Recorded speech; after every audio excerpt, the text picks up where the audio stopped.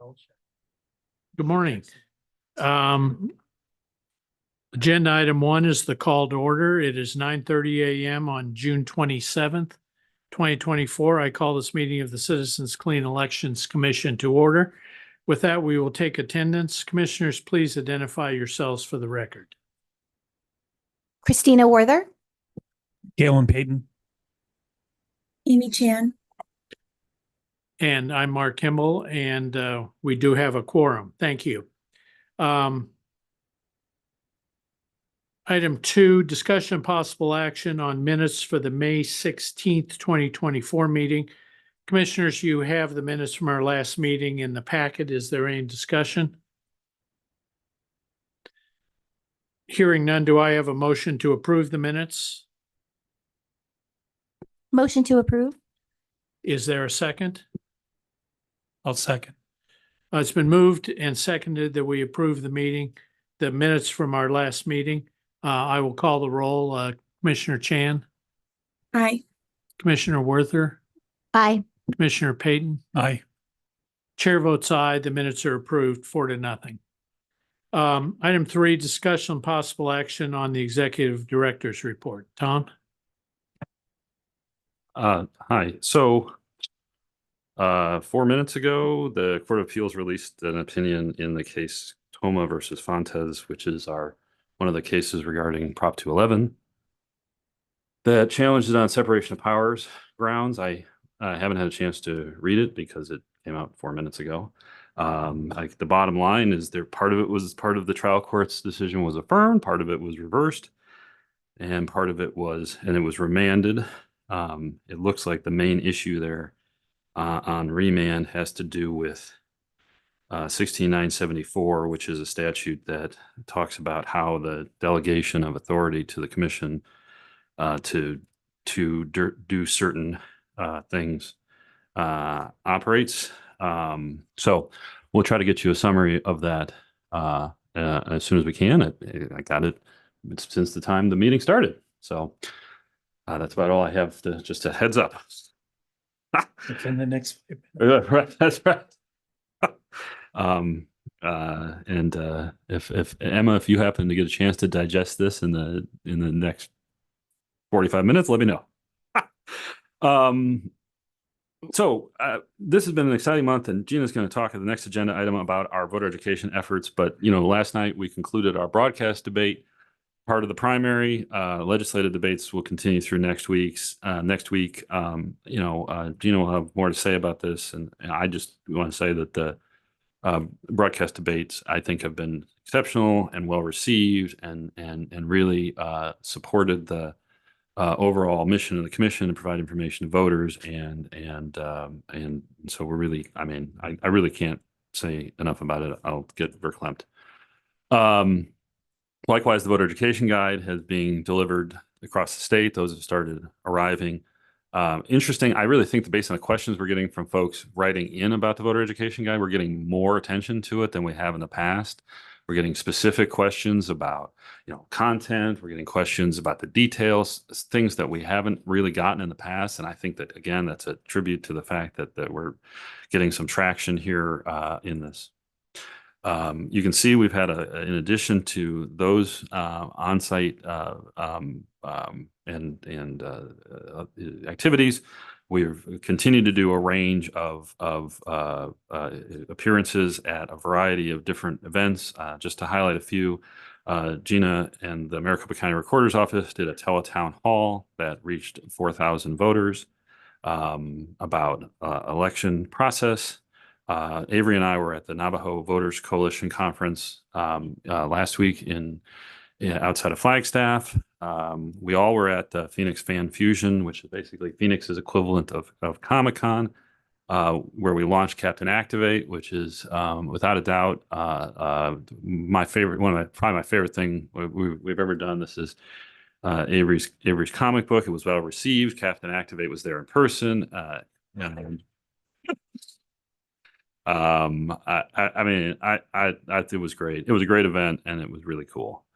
So we've just got a lot of stuff going on, and I think that we're reaching a broad variety of different folks around the state, and we're reaching essentially. I mean, I don't think that 4 years ago, certainly during COVID, I guess, or even 6 years ago, we were in a position to be in as many places as we've been as staff members and representing the commission as we've been just over the past month.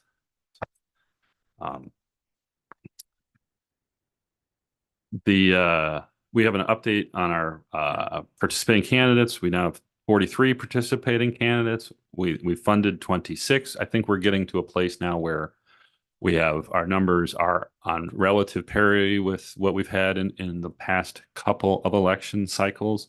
There's been a little bit of a lag as candidates are more likely to be not file their application for cert until they file their whole filing. So there's a lag now in terms of knowing what the number is.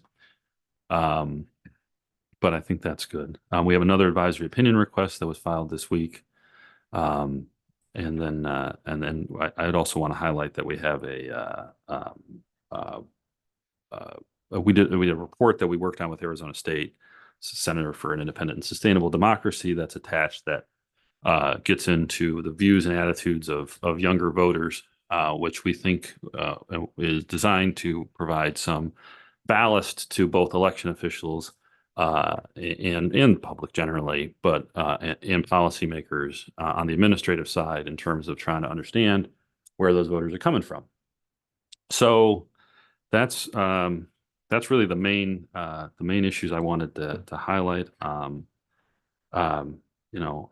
think one thing I will note, I think it's worth talking about because it will be an ongoing issue. The Arizona Republic had a big, long story about filings at Maricopa County, particularly around campaign finance and how the failure to file system works. And so I think that's something we'll be keeping an eye on. But I think that basically completes my report or what I wanted to highlight. And as I said, if we'll get more of if I get before the end of the meeting, if I have a better understanding of where how the Toma v. Fontes breaks down on remand, I will let you know. We did just want to make clear that we did put in the executive report, we expect a decision at any time, and any time includes 9:30 on Thursday morning. So everybody had notice that we could talk about this. Thank you, Tom. I think I speak for all commissioners when I say, is Captain Activate going to be coming to any of our upcoming meetings? Possibly. Well, we don't need to do it right now. But it's something we can look forward to. Are there any other questions I have a or question, discussions from the comment. commission? Commissioner Payton? So I got my voter election guide, and I noticed that there was one or two candidates that didn't fill anything out. I mean, what's the reason for that? They just don't think it matters, or You want to? they're late, or I mean, I find it very peculiar, I guess. Well, it's not unique to the voters guide. In our debates last night, in the U.S. Senate debate, 2 of the 3 candidates opted not to appear.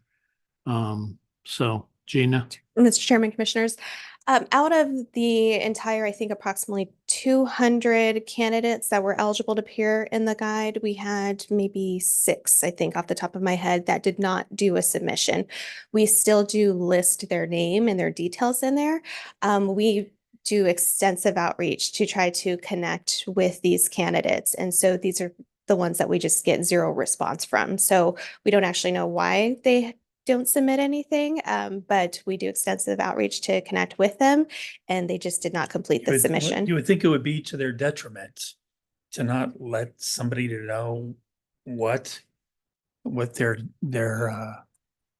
purpose is, and I find it just either I don't care about the voters, or I'm so sure that I don't even have to do it. I guess that's it. I don't know. I can, Mr. Chairman, commissioners, I can tell you the voters do notice because we get inquiries from the voters saying, where's this person's statement? Or why didn't this person participate in the debate? So the voters do notice and they do Well, reach out to I us noticed asking too. why. And let me just say that I know Gina hammers these people to respond. Oh, yeah, I would Um, think so. And if they don't, I think that speaks for their interest in running, and I don't know what more we can do. I mean, I don't think it's on our end or anything like that, other than maybe they think that we're doing something nefarious with their content. I don't know. But it's just in the parts that people don't debate, that bothers me as well.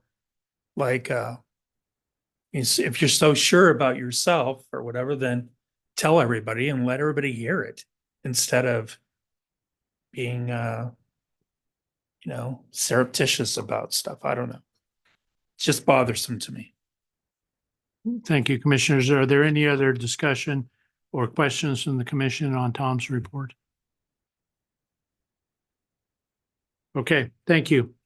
Item 4, discussion possible action on updates for the 2024 voter education efforts. As Tom mentioned this week, the commission wrapped up our broadcast debate program for the primary election. Our legislative debates wrap up early next week, and the voter education guide is hitting mailboxes around the state. This is crunch time for the Clean Elections staff, and I want to thank Gina, Alec, Paula, Avery, Mike, and Tom for the effort it takes to pull off this incredible program. Last night, I had the opportunity to observe the debate program at Bitfire Studios, and I can say I was greatly impressed.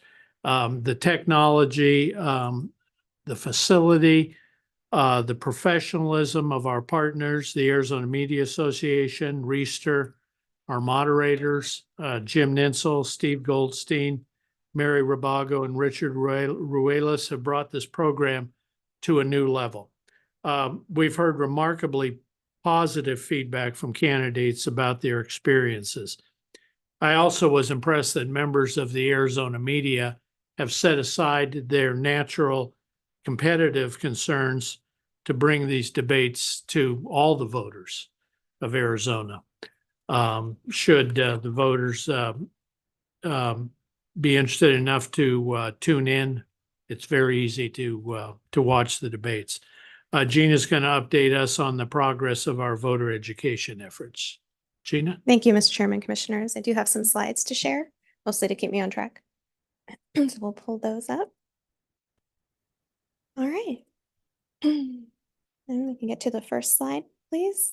Thank you. So as the chairman mentioned, our broadcast debates have wrapped up, and we still have some legislative debates that are occurring, and we will get those wrapped up as well. And we are working on our general election schedule now. So essentially what we'll be doing is identifying the debates that we wish to host through our broadcast method, and also the debates that we are capable of hosting through our streaming method. And we will create a schedule as well as potentially having items such as ballot measures, bringing those into the fold as well too for discussions. That way voters have access to this information. So as soon as we get that schedule finalized, we will be making it public so all of our candidates can save the dates until our formal invitations go out.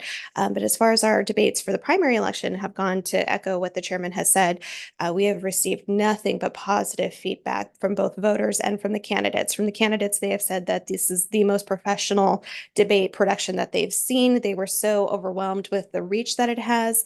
The voters, we got an email this morning from a voter saying, thank you for making these available on TV. That's a great service.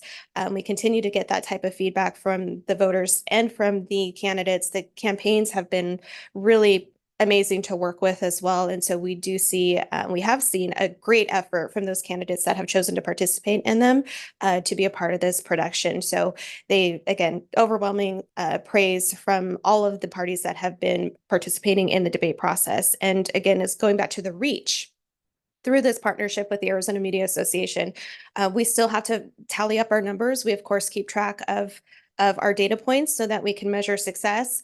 But again, it has been unprecedented so far. We have seen everything from, the live broadcasts from when we are actually conducting the debate live to it being reran over the weekend to we've had news stations where they have their 6 o'clock news and they will cut to the live stream and say, hey, here's a clip of this debate and then go watch it live now.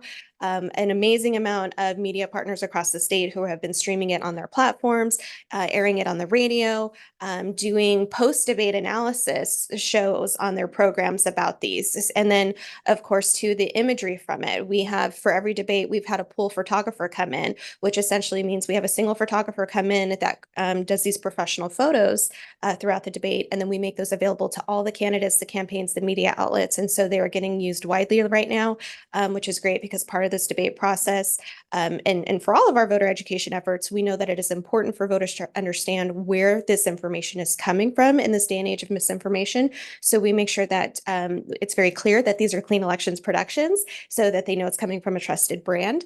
And so far, our primary election debates have been very successful, and we will report back more thoroughly on our metrics at the end of the year when we have that data available. So we can move to the next slide. Because of the success of our primary election debates, we have seen in the news that our presidential campaigns have put forth criteria that they wish to see in their debates that they would be willing to participate in. And we are very pleased to say that those criteria match the production and the format of our current debate program almost to a T.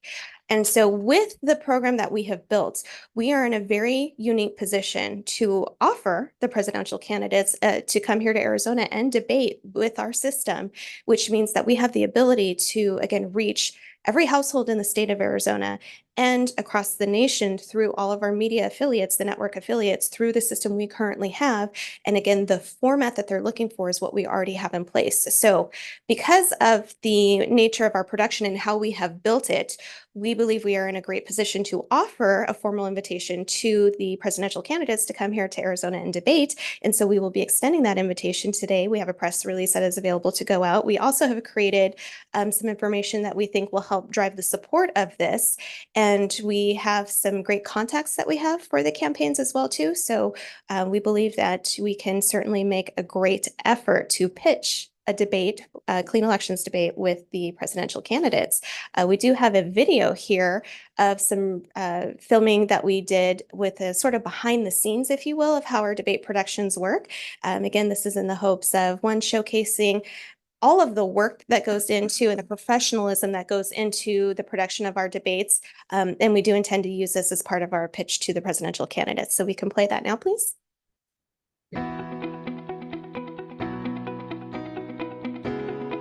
Hi, hello, I'm Gina Roberts, and I'm the Voter Education Director for the Arizona Citizens Clean Elections Commission. Here we have some behind the scenes specials for you. We are actually on site at our studio, Bitfire, and we wanted to take you through what it looks like with the Clean Elections debates and how these all come together. Clean Elections has been producing debates for over 2 decades now. They've been widely successful. In fact, we have a great partnership with the Arizona Media Association. Our debates, whether being broadcast live or through live stream, voters have multiple options from media brands, hundreds of media brands actually across the state of Arizona, all so that voters can have access to these important discussions. Clean Elections will actually be inviting our presidential candidates to join us down here at the Bitfire studio so that they can have a conversation right here in Arizona. Recently, we heard from the presidential campaigns about what they're looking for in a debate, and our debate format actually meets those standards. 1, we have professional journalists as moderators. 2, we don't have a live studio audience. 3, microphones are managed to minimize disruptions and encourage meaningful dialogue between the candidates. But again, I want to thank you for joining us. We're here at Bitfire Studio, and let's give you a behind-the-scenes tour. We began our tour in the control room. This is really the nerve center of our production. Here we have producers and directors who are monitoring every aspect of the debate. During the debate, the control room and stage work in perfect harmony. The director cues camera changes and oversees the timing, while the stage manager ensures candidates adhere to the rules.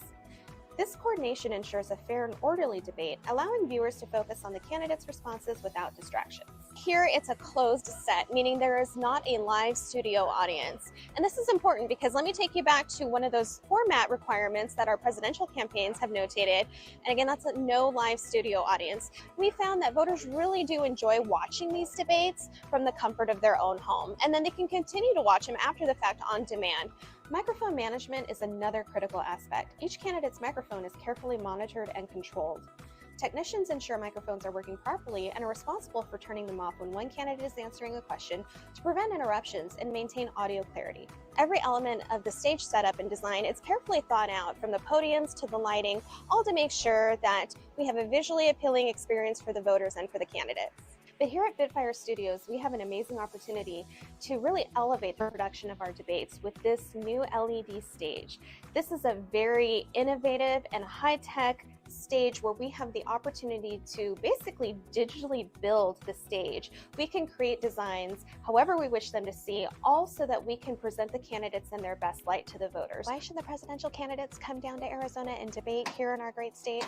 In the 2020 election, we had a margin of 10,000 votes between the two presidential candidates.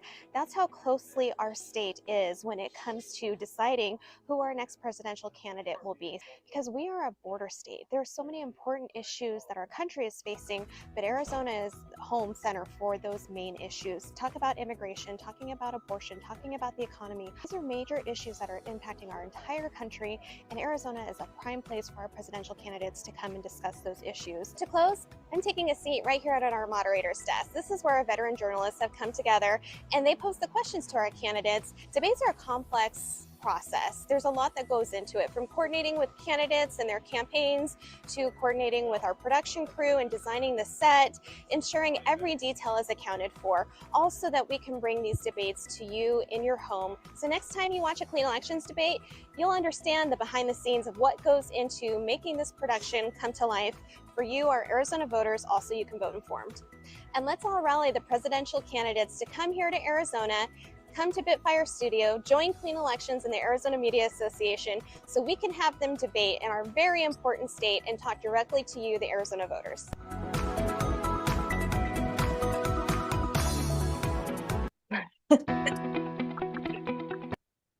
So, Mr. Chairman, Commissioners, so with our current lineup of debates, we have done federal debates, our state debates, our legislative debates, and we also have county debates that we have done as well too.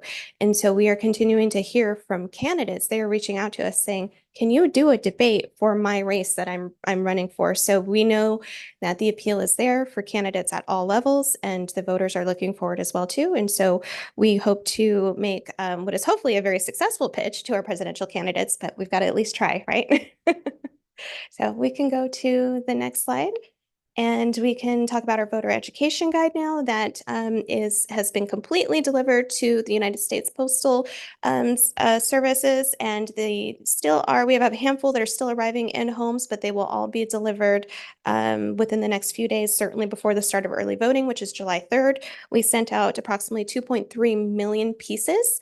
And again, as Tom had mentioned in his executive director report, we do really feel that voters are certainly reading this information, because we are getting a lot of inquiries, again, just based off of what they are reading, questions.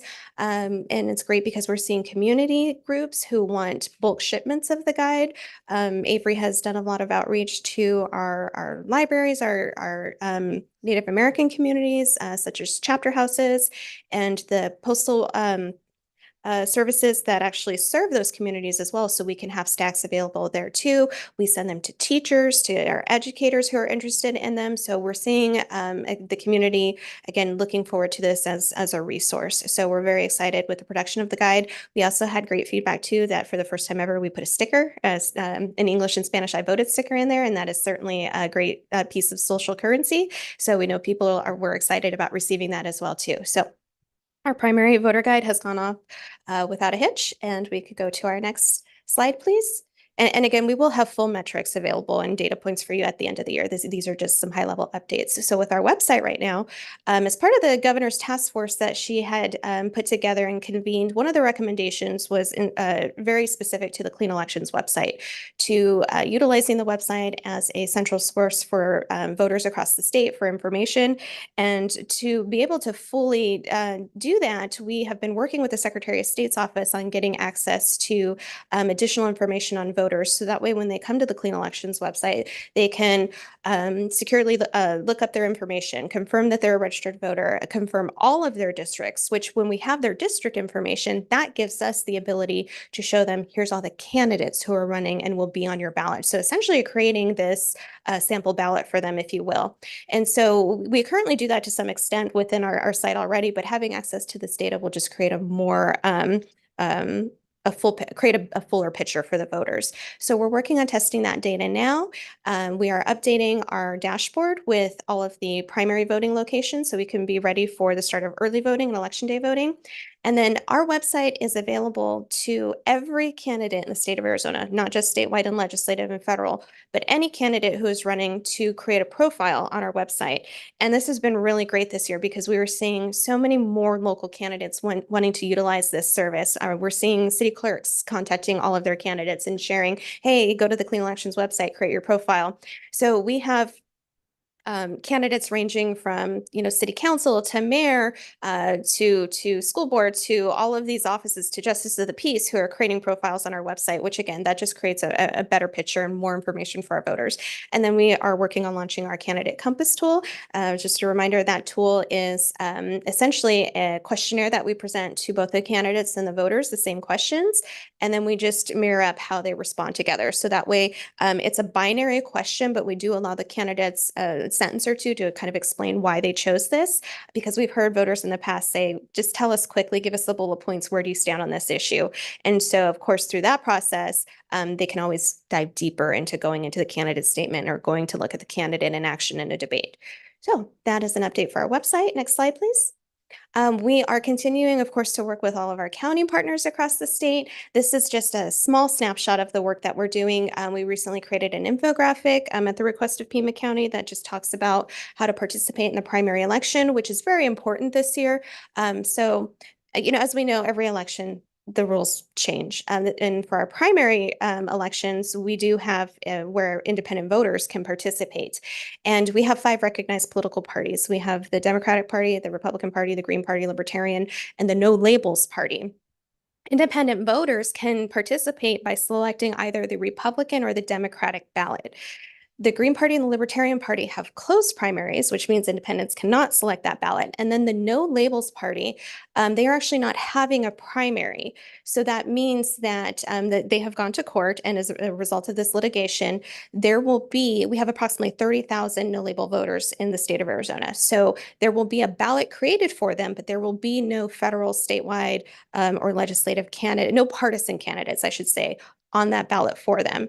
So when a voter who is registered with the No Labels Party right now, if they get their ballot in the mail or they go to the polls, they will see one of two things. They will see either a completely blank ballot, or they will see a ballot that only has local races on there if they happen to be in a jurisdiction that has a local nonpartisan race. And so we're making sure that we're doing education to that for those voters. We're also making sure that they understand that the No Labels Party is a political party and that you are not an independent if you're registered as a No Labels voter. So lots of education points around there, and where we are working with our counties to do that. And then we also had the opportunity, which I think this was something that I personally thought was pretty cool. We have worked with Coconino County specifically, but this is also for Navajo and Apache County, to create additional ads in the Navajo language of Dene. Coconino County had recognized that. So when we talk about voter education, we know that we have to meet voters where they are. And that is different for, we're a diverse state in terms of geography.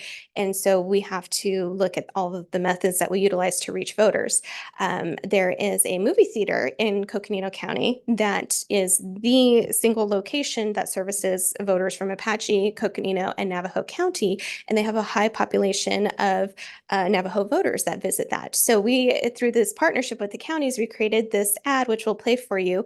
And it will air in English in this Harkins Theater, but we are also utilizing our resources through digital targeting, where any voter in the vicinity of this location will receive the ad in this Dene language as well too. So it's a great opportunity to reach voters where they are and give them voter education in the format that they are looking for in their native language. So we can go to the next, we can actually play that video, please. Hosto hahatso bahanil de go ada nil ya shanso tarin goyol khalko nil binil ye halcha dilne nil bit sedi do dago ya nil gone anna at aj des hilnenen go ya at sebi ta nakinas bas so tsit sebi nahat se hastanas bas biche hodilni do dago ya bish back che ta bin sekisgi easyconnections.gov ye be didi And Mr. Chairman, Commissioners, that phone number that you saw in there, that is a toll-free number that Clean Elections has set up for many years. Thank you to Paula for helping us with this, where it's actually an auto attendant line. So any voter in those counties, they can call this phone number and they get, okay, press 1 and you go to Apache County 2, Navajo 3, Coconino 4, and Clean Elections. When they go to the counties, they are automatically connected with their staff members there that speak Dene. So it's a service for them to be able to connect directly with the staff people who can help them in their language. So we're excited that we were able to create this ad, and we can go to the next slide. And this is my final slide that I wanted to leave. This is just kind of a teaser, like a very exciting thing that we have a lot of exciting things that we get to do in voter ed. But one of the things that we have coming up in July is we have 4 cast members from Hamilton, which is currently playing right now at ASU, who have agreed to come in and talk to Clean Elections and talk about voting. So it's very exciting, just given the history and the story of the Hamilton play and how it goes over the biography of Alexander Hamilton and talks about the early United States of America and our political history. We thought it'd be a great opportunity to connect with voters through this creative idea and get those Hamilton cast members into studio and talk about, okay, let's talk about voting today, any connections and correlations to what you've seen in the play, talk about political discourse and, apathy towards actually taking action and wanting to vote and participate. So this is something that we have that is on the horizon as well. So these are, again, just some very, a few highlights of what we have going on right now. Again, towards the end of the year, we will have a full wrap up for you. But with that, we can end with if there's any questions, Mr. Chairman and Commissioners. Thank you, Gina. Let me just say that was a very impressive video you did of the tour of Bitfire Studios, and kudos to you for standing outside the studio in 150-degree heat and recording that. But that was a very helpful video, and I hope the presidential candidates take us up on that. Any comments or questions from commissioners? Yes. Commissioner Payton? I would just like to say, I went to some debates in the 1990s. I remember one in particular in Sierra Vista, and there was like 12 people there, all family and friends of the people debating. So this has come, a long way that you're inviting the presidential candidates to come and debate. So very good job, and I'm proud of our whole situation that's developed out of all this. Very well said, Commissioner. Thank you. Any other comments or questions from commissioners? Mr. Chairman? Commissioner Werther? Also just well done, everybody. And Gina, that's fantastic. All the work that you've been doing for voter education. And I also just really want to highlight and thank you for reaching out more to the local candidates in the local governments. And I think, as most of you know, they're always at the end of the ballot. And so I think it's really nice for them to have that opportunity to at least be sort of on that same presence, that same level on the website and have that opportunity. So just wanted to thank you. Thank you, commissioners. Any other comments from commissioners? Thank you, Gina. Thank you, Mr. Very Chairman, Commissioners. impressive job. We'll move on to item 5, advisory opinion arising from a request by Star Spangled Media under the Voters' Right to Know Act. Commissioners, we have an advisory opinion request filed by Star Spangled Media. This question deals principally with how the media exception to Proposition 211 applies, as well as whether a grant qualifies as business income under the law. Tom, do you want to summarize the opinion draft? Yeah, I'm gonna do my best. I think I always feel like we've had the commission eat dessert first when I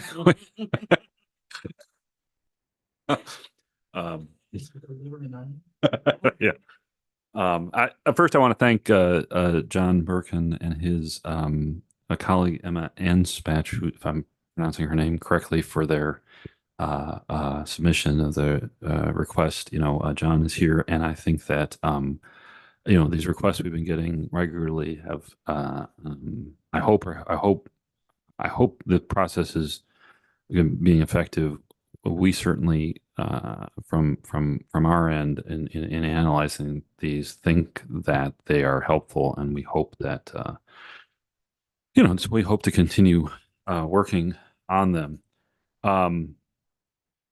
So I was going to sort of summarize where we are. If we could, Kathy, if we could go to the next slide.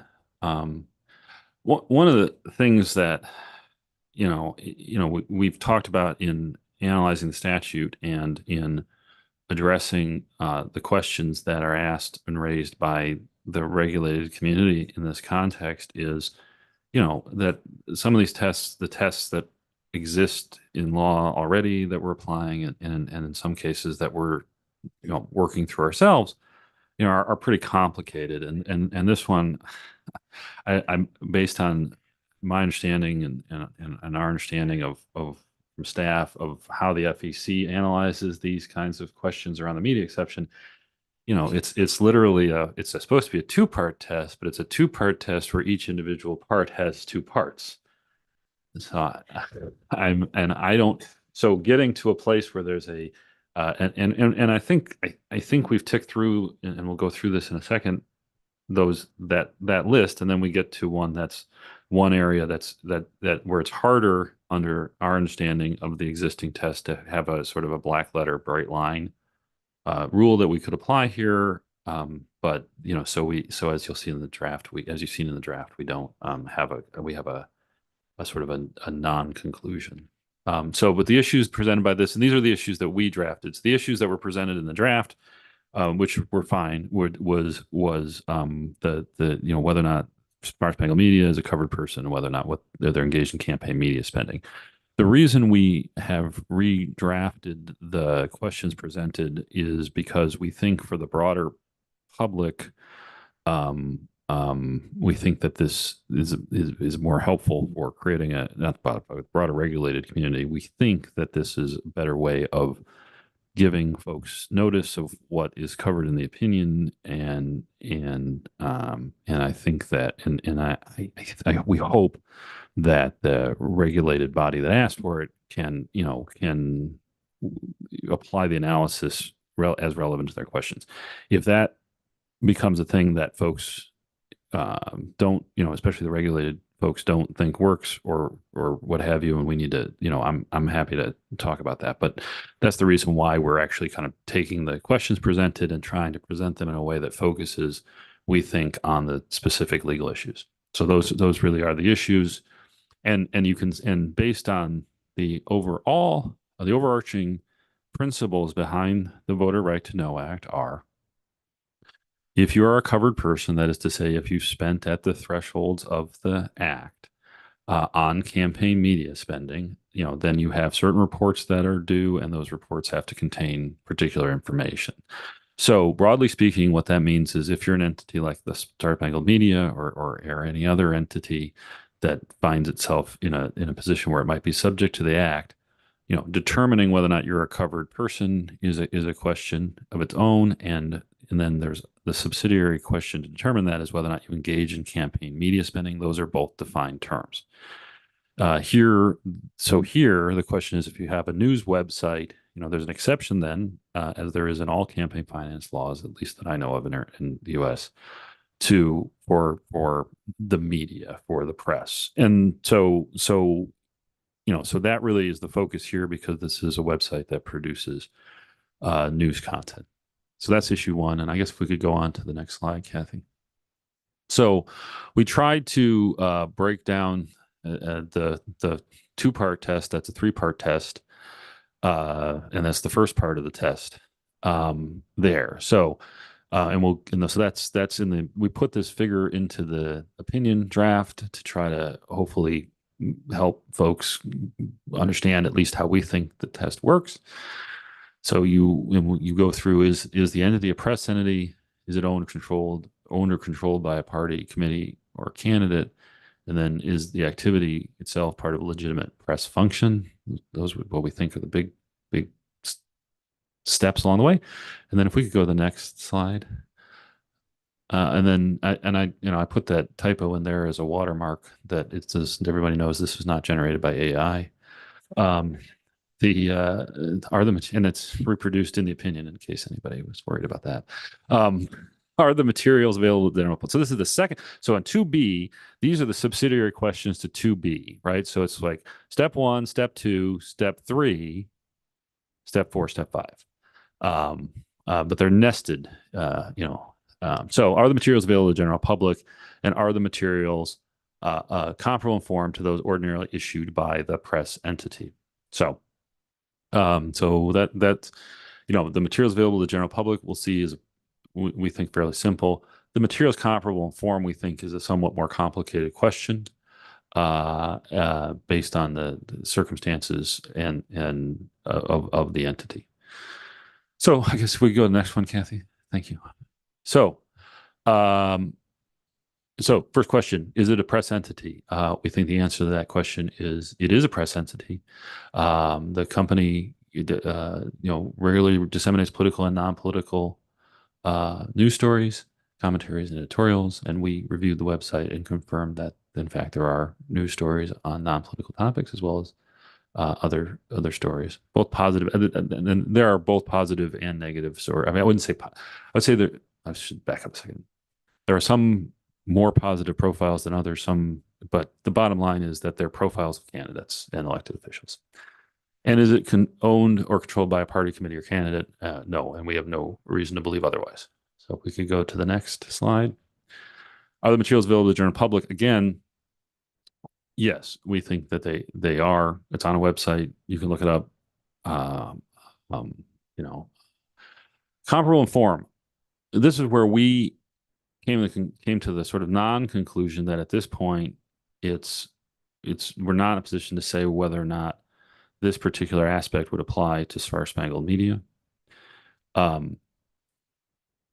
We know some things for certain. The fact that it is a new website is not a factor. So when doing the analysis, we're saying, it is in fact a relatively new website, but that's not really an issue that we consider on its own terms, right? The fact it's new is not an issue, and ideology is not a factor. In other words, the press exception does not require you a news outlet to have its news coverage or editorial policies be neutral in some kind of way, or some kind of Associated Press sort of approach to journalism.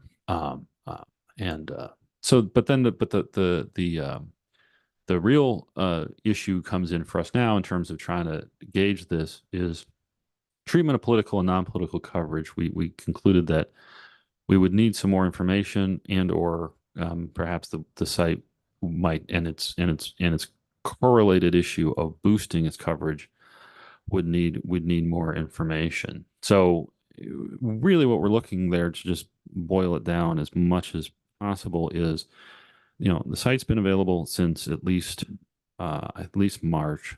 There's content dating to at least April. There's a significant amount of candidate profile type content.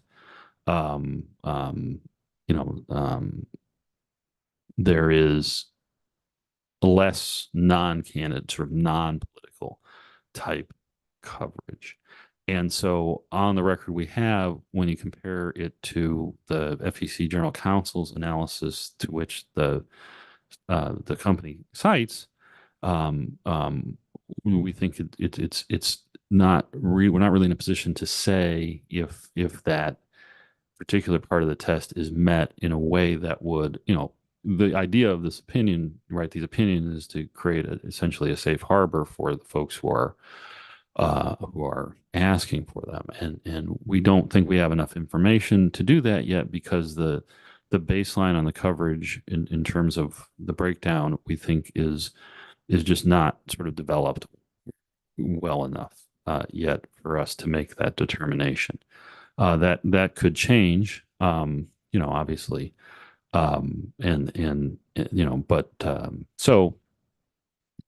want to be clear, though, that we're not saying that this organization is outside of the press exception, right? So it's important to say that as much as we are saying we need more information, that is not, we're not asking or suggesting to the commission in contemplating this issue that we've reached the contrary conclusion. That's not the case. So that's sort of the brass tacks of that issue. So the business income question, I think on this record is somewhat simpler. So why does business income matter?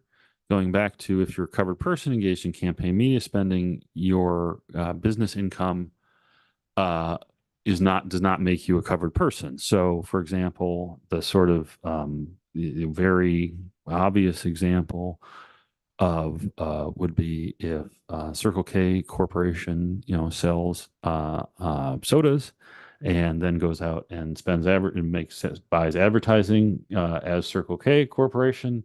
They would not be a covered person under the act, and the notion behind that is that regular commercial transactions that generate revenue for the company are not something that involves any sort of donation, and so it's essentially the company's own money. So this is sort of the for especially for Commissioner Chan and Commissioner Werther, when you think about the halcyon days immediately after Citizens United came down, when the sort of perception that I think a lot of folks had, who might have been outside of the intricacies of the campaign finance, how campaigns are in fact financed, right? There was a sort of a notion that, so a corporation spending money. Well, if Coca-Cola goes out and spends money that it has from selling Coca-Cola or Cherry Coke Zero, that money, there's nowhere to trace. There's no influence there. There's no corruption issue there. It's simply the company spending money, its own money. And so that's where the definition gets at. If we could go to the next slide, then. So here we have a for-profit LLC that was receiving grants, that, as I understand the request, are looking at sort of underwriting the overall operations of Star Spangled Media. There's nothing in the AOR that suggests that there's an exchange here in terms of in the nature you might see on a national public radio station where your underwriting is actually advertising. And there may be so how does this fit in here? What it means is that the fact that this is not, at least as we understand it from the AOR, business income you know, what does that mean here practically? What it means is that it does not mean that Star Spangled Media is a covered person. That's not the consequence of this at all. It simply says that if you know, as we understand the grant, if this company or another company went out and spent money from a grant like this, and that turned out, and they did it on campaign media spending above the thresholds, that they might have to report who those donors are. But the opinion does not say, and the question presented is not whether or not we're not saying that Star Spangled Media is necessarily a covered person. We can't make that determination because we don't. We are in fact in the first part of the opinion saying specifically the media exception could apply, for example.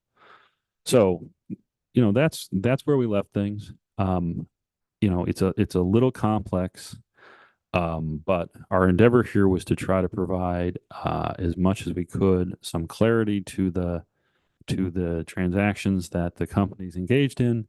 We do, I want to note, you know, do check off those things that we think they are in fact already satisfying. In other words, they would from a reliance perspective on the AOR, you know, that's designed to say, look, you've got this, and this, and we have a question here.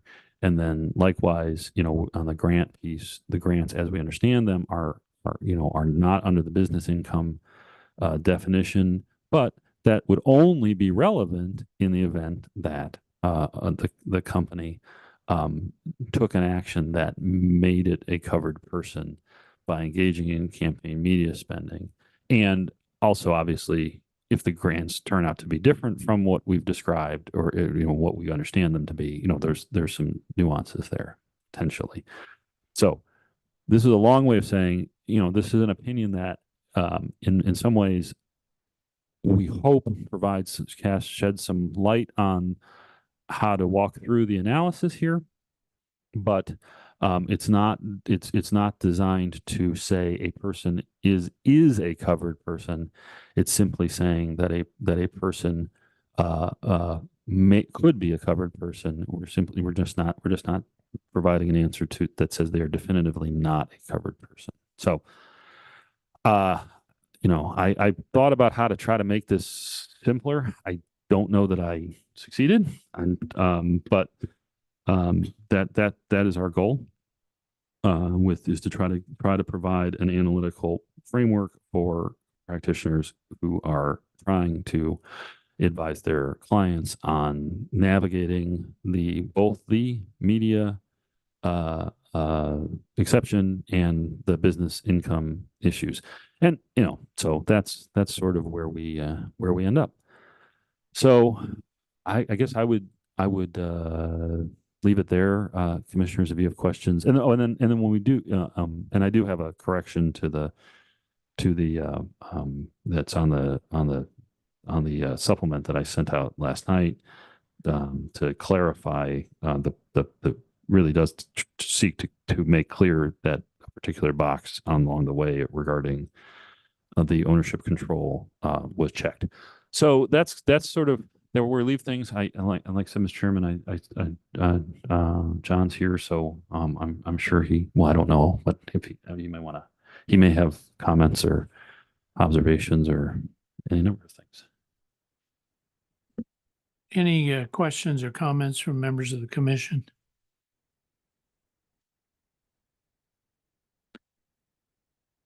Tom, let me see if I can explain my concerns on this. There are a number of websites that purport to be news websites that have names such, you know, generic names that would lead you to believe that it was a news website. And they have primarily, well, maybe primarily, but they have a lot of political coverage about favored candidates. And they cloak some of this with other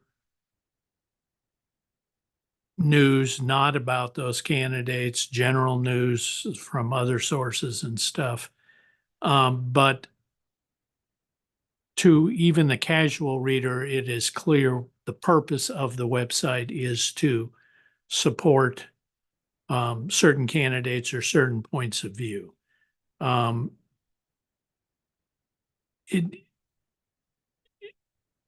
right about the kind of websites I'm talking about, and would they be covered? Would they be exempt because they are cloaking their political views with some kind of canned news? And I don't know if I've explained what I mean, but Mr. Chairman, I think that's sort of, I mean, that is an issue here in this general zone. The way that the FEC has analyzed that specific question takes some of the things that you're concerned about off the table. It takes off the table ideological predisposition from the content. In other words, if you're, I mean, and that, you know, kind of makes sense in the sense that if you read the New Republic or the National Review, right there, those organizations are clearly media. I mean, I don't think anyone would dispute that, and they clearly have a point of view, and so I think recognizing the First Amendment concerns there, the FEC says, look, ideology is not the issue. You can't just be like, hey, this is too much coverage of Democrats or Republicans or whatever. That's not the issue. What and in the MUR that is discussed in the opinion and in the AOR, you know, the General Counsel's office talks about that, and other opinions of the FEC talk about that. What then the question is, and what the Supreme Court has looked at in the First Amendment context is, what are those notions? What are the Supreme Court calls considerations of form? So the paradigm example in the Supreme Court case law is a case involving the group Massachusetts Citizens for Life. Massachusetts Citizens for Life had a newsletter that went out regularly. And then during the election, they did a bonus issue, if you will, of the newsletter with a different production staff, with a broader distribution. They, I think, printed it in a different place. And so the Supreme Court, in looking at that, said, well, here's what they do, and here's what they did here, and there's a break there. And so in the context of exactly the type of news sites that you're talking about, which is you know, Star Spangled Media points to, that the FEC has in fact dealt with this in the context of a different, I believe, different company that had, you know, a similar business model. And for example, they look specifically at in that case, they look specifically at memos that the publisher of that publication wrote that said, quite in black and white, the purpose of a purpose of our publication and a benefit of our publication will be to benefit Democratic candidates, et cetera. And the FEC said, that's not the issue, right? So you've got essentially in the FEC record, in the case, the sort of case that has all these similarities to this one. They said, look, the fact that you've got a memo from the publisher that says the purpose of this website is to promote Democratic Party interest that's not an issue that we're going to cause them to lose their media exception. Rather, we're going to look at, you know, what are they doing as their editorial policy? Are they running, you know, different? Are they actually running a mix of non-political and political news? What's their general approach to this? And are they operating consistent with that? And in that particular case, based on, sort of our reading of the general counsel of FEC's report in that case versus this one, we don't know as much now about where this group is at least in our perspective, because we as we counted it, we have, somewhere around 10 general interest stories in different categories, and then a larger number of profiles of public officials and candidates. So it's a little hard for us to, it was a little hard for us to gauge that exactly what you're talking about from a form issue. But I think the most important takeaway is that as much as someone might be concerned about ideology or the fact that a publication, necessarily has an ideological interest, that's not, for First Amendment purposes and for regulatory purposes, that's just not the factor we're going to look at. Does that make sense? That makes sense. I guess my bottom line concern is, are we potentially opening up a loophole that Proposition 211 was designed to close, telling people that if you put some general other stuff around your political message, it therefore becomes media? Well, I guess I wouldn't say that we are opening a loophole at all. Rather what we're trying to deal with is the outskirts of the media exception, right? So there are a number of different theories on why there ought to be a media exception. And most of them are grounded in some kind of way within the First Amendment's press protections. So if you go back to the example of National Review, New Republic, which I know dates me significantly in the current climate, but we know that those publications have different ideologies and definitely promote the interests of their ideologies at a minimum, if not their parties.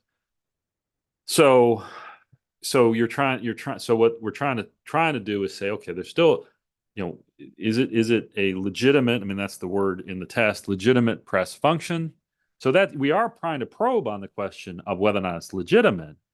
But legitimacy, the framework of answering the question is going to have to do with whether or not, there's a norm established that we can, that within the publication, essentially, that we can look to. And here, right, so we get that we have a limited fact set, and I understand that there's some tension between the fact that it's a new publication and the fact that it's and the amount of content available. So we're simply saying, on balance here, is what the AOR emphasizes, we do both. We do non-political and political. I mean, with emphasis. There's an emphasis on the and in the AOR. But then looking at that in context, it's like, well, that's exactly where we are. We don't feel like we have enough information setting this, because what the FEC analysis sort of asks is, are we trying to establish a baseline, a comparison, essentially, going forward? And so we struggle with that, but we think that for the time being, the correct answer is to sort of try to point to why the general counsel concluded that the Courier case, which which dealt with a lot of these same issues, that, how that works and why we don't think that we can, on the record we have, say that the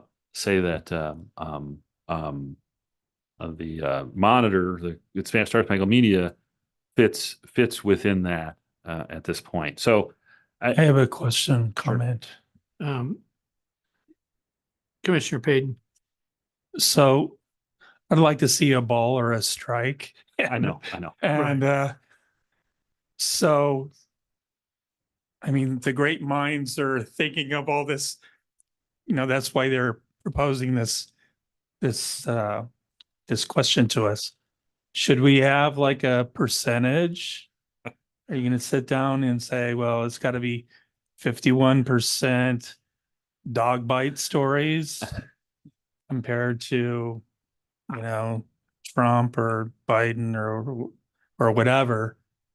I mean, is that what you're fishing for? Well, before you answer, Tom, let me follow up on what Commissioner Payton said. Your draft says, because the commission cannot conclude the press exemption applies, the commission cannot conclude the Star Spangled Media is not a covered person, does not intend to engage in campaign media spending. Equally important, however, the commission is not concluding the opposite. Simply put, more facts about Star Spangled Media's internal operations and news presence in Arizona would be necessary for the commission to reach a reasoned conclusion about whether the press exemption applies. So what uses this to Star Spangled Media? Does this provide them any guidance or not? Well, if I could answer Commissioner Payton's question, then your question, then I assume that at this point, John would love to answer your question. So I guess I'll get to go first on that. To your question, I don't read the FEC as saying there's a percentage, and I'm would be real hesitant to do that in an opinion. If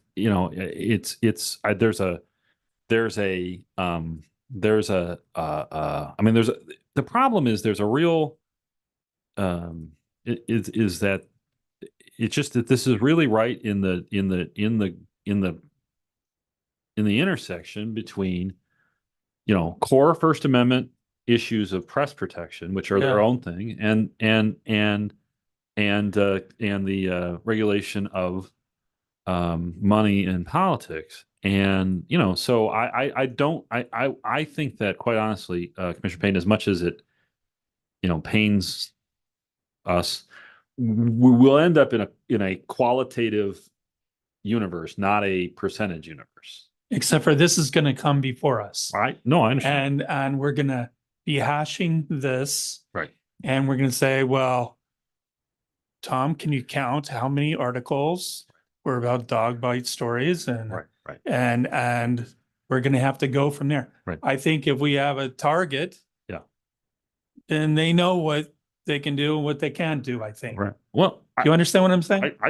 Mr. Chairman, This I do. This is gobbledygook to me right now. No, I understand. I tried to read this last night and I was, Well, so this is what lawyers do though, and you're a lawyer, so I can pick on you too. Sure. It's all about the language. It's all about how far can we stretch this or that or whatever. Right. And so I think I hate to do this because I don't like a bunch of rules. Right. But I think if we said, all right, if it's 50% dog bite stories, then that's a lot of filler. That's a lot of other stuff. Right. Then maybe they're okay. I mean, Mr. Chairman, Commissioner, I think I take all those points. I think that there's a case to be made there. I think if we just before we get to back to Commissioner Kimball's other question, what I would say about that is this: there's, as much as I'm sure that, well, I'm not sure, but as much as there is an incentive institutionally to get this voted on today and produced and out, right? There's nothing that requires that. So if there's things we would want to revisit as far as trying to look at what we might do to get to a brighter line rule here, and or whether or not we would, as a staff, want to make a recommendation that if we were going to go that route, that it go through a different regulatory avenue, right? Those are both real questions, and I would Yeah. we could come back to those in a So subsequent maybe meeting. we could ask Kara, is this something that you see coming to us and that we're going to be stewing about? And No, this is the executive director's role. okay, It's not a Kara question. okay, It's just not. I'm sorry. But so I take your point, and I think that if we want to work through that question, we would need some more time to talk to internally, come back with a recommendation on 2 points. Number one is whether or not we can, in reanalyzing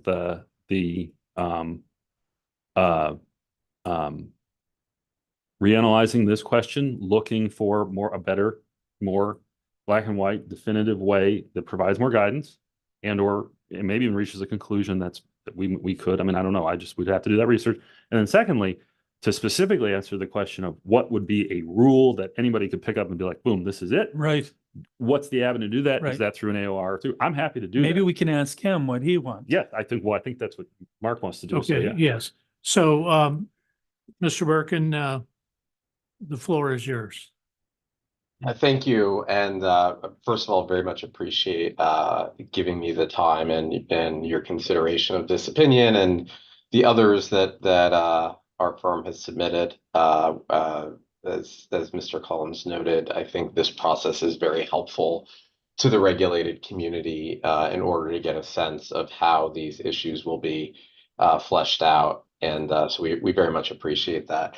Regarding the draft opinion, I mean, my own view is I do find the opinion to be helpful, both to my client, but also to the regulated community writ large, insofar as I do think it, first of all, I think it notes that the commission would follow the Federal Election Commission's test, both the judicial precedents and also the Federal Election Commission's own enforcement of its comparable media exemption. So that in and of itself is enormously helpful because there is at this point, almost 40-year history regarding enforcement of this rule. So that's, I think, very, very helpful.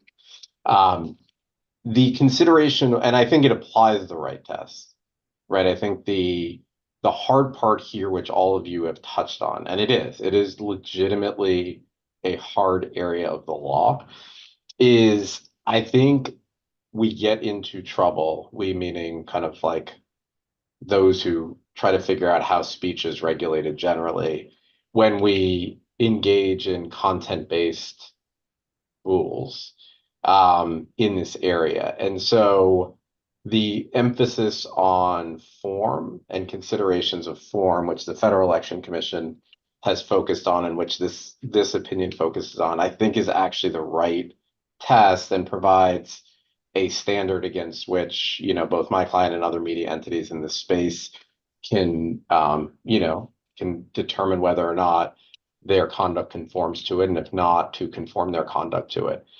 So I do think it provides an objective test. I know it kind of takes a number of pages into the opinion to get there, just because I think it was necessary to explain why that might be the test. But I do think it actually sets forth a test that practitioners in this space fundamentally understand and are familiar with.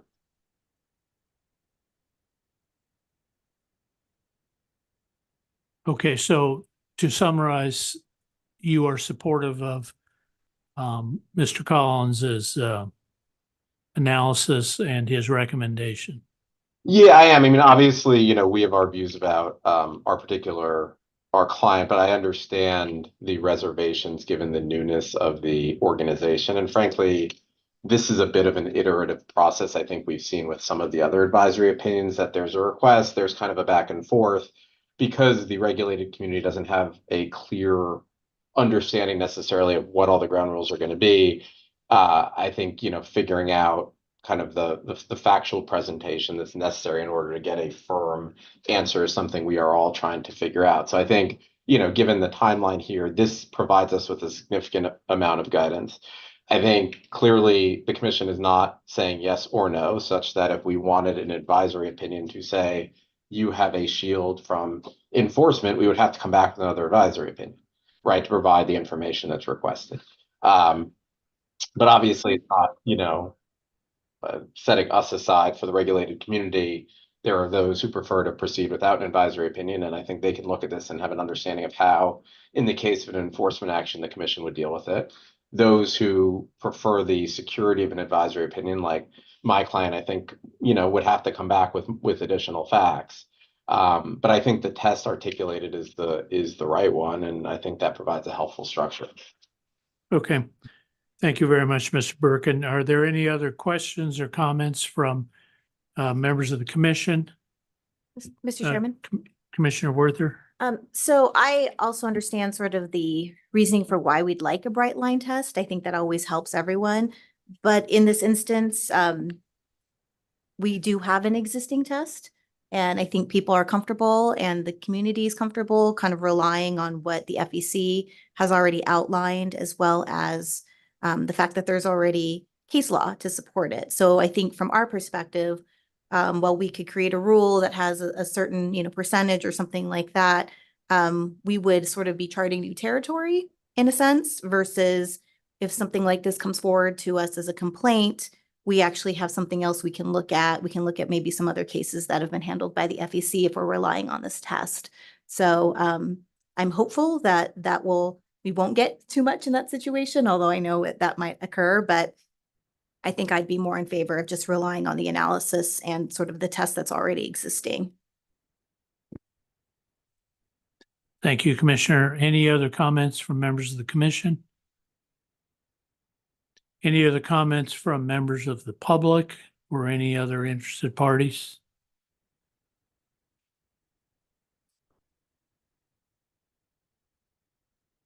Any other comments you wanted to make, Mr. Birkin? Nothing more from me. Thank you. Okay, thank you. Okay, so does any member of the commission wish to make a motion whether to approve the advisory opinion or send it back for more work, or whatever your pleasure? Mr. Chairman, Commissioner Werther? I motion to approve the advisory opinion 2024-05. Okay, there's a motion to approve the advisory opinion. Is there a second? I'll second. Thank you, Commissioner Payton. It's been moved and seconded that we approve the advisory opinion as written. I will call the roll. Commissioner Werther? Aye. Commissioner Payton? Aye. Commissioner Chan? Aye. Chair votes aye. The motion is approved 4-0. Thank you very much, Tom, and thank you very much, John, for your comments. Thank you so much. Appreciate it.